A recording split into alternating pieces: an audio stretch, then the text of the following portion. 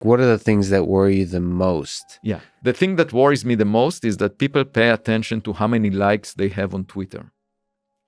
And rather than, basketball coaches tell the team players, keep your eyes on the ball, not on the audience. The problem is we keep our eyes on the audience most of the time. Yes. Let's keep our eyes on the ball. And what does that mean? First of all, in context of science, it means pay attention to the evidence. When the evidence looks strange, then we should figure it out. I went to a seminar about Oumuamua at Harvard, and a colleague of mine that is mainstream, conservative, would never say anything that would deviate from what everyone else is thinking, said to me after the seminar, I wish this object never existed. Now, to me, I just couldn't hear that. What do you mean? Nature is whatever it is. You have to pay attention to it. You cannot say, you cannot bury your head in this. You should bless nature for giving you clues about things that you haven't expected. Yes. And I think that's the biggest fault, that we are looking for confirmations of things we already know so that we can maintain our pride that we already knew it, and maintain our image, not make mistakes because we already knew it, therefore we expected the right thing. Yes. But science is a learning experience, and sometimes you're wrong.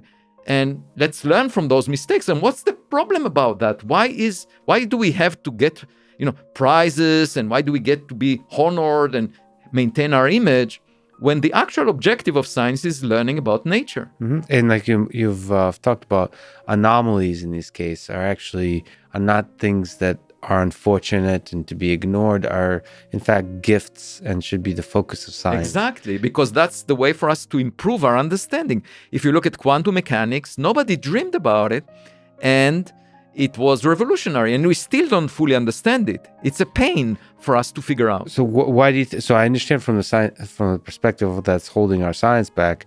Why do you have a sense that that's also something that might be a problem for us in terms of the survival of human civilization? Because when you look at society, it operates by the same principles. There is people look for affirmation by groups, and they, people segregate into herds that think like them. Especially these days when social media is so strong, you can find your support group, and if you don't look for evidence for what you're saying, you can say crazy things. As long as there are enough people supporting what you say, you can even have your newspapers, you can have everything to support your view, and then, bad things will happen to society. Because we're detaching ourselves from reality, and if we detach ourselves from reality, all the destructive things that naturally can occur in the real world, whether from nuclear weapons, all the kinds of threats that we're facing, even we're living through a pandemic. A